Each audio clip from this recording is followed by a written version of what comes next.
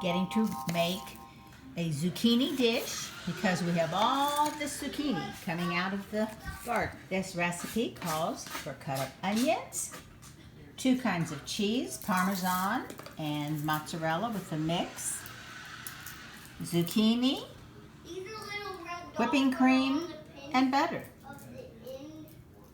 You know it's going to be good. And don't forget the garlic. It calls for 3 cloves of garlic, and we're going to use every bit of it. We are doubling this recipe so we can share. So we're melting the butter and then pouring in all of the onions and the garlic to simmer. All right, this is 2 small onions with a stick of butter, caramelized the onions, and now adding 6 of the cloves of garlic, minced up. We like garlic. You know, in the summertime, if you take a garlic pill or eat garlic every day, that keeps the bugs away. So that's a good thing to know.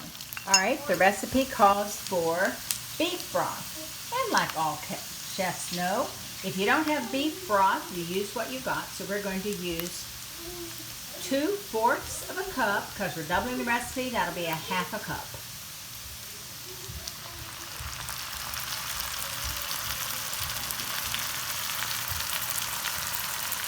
And along with that, we're going to be adding a teaspoon of pepper and a teaspoon of salt, which again is doubled.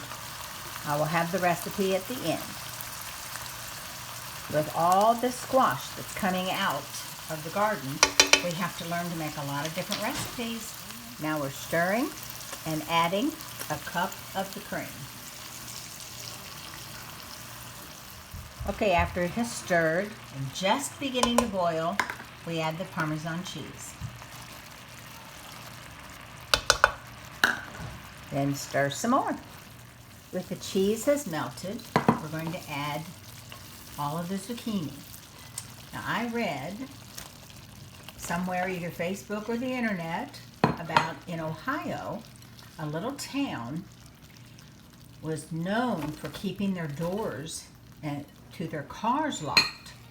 Well, as the story went, it wasn't because anybody took anything or stole anything out of the cars. It was because in the summertime, like in August when all the zucchini was growing, that everybody had so much zucchini. If they had extra and found a car door open, they'd fill your car with zucchini. Now we're pouring all of the zucchini into a baking dish.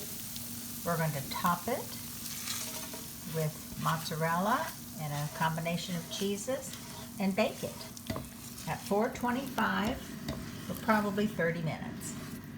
Pouring the cheese on top. 425 was right, but it says you only do it for 15 minutes, just until the cheese browns. And really any combination of cheese is fine. It's been 15 minutes, but it's not quite brown enough, so I'm going to leave it in about 5 minutes more. Now you're talking.